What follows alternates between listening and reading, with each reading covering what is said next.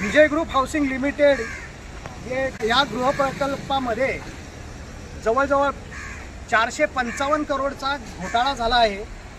L&T बँकेकडून 115 करोड विजय ग्रुपने घेतलेले, त्याचा डायरेक्टर अतिव गाला आणि पुन्हा कडून 185 करोड घेतले।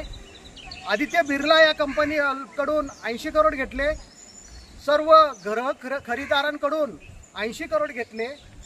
असे जवळ 455 करोड रुपये या अतिव गालाने आणि विजय ग्रुप हाऊसिंग लिमिटेडने घेतले आणि 2018 साली बांधकाम बंद केलं।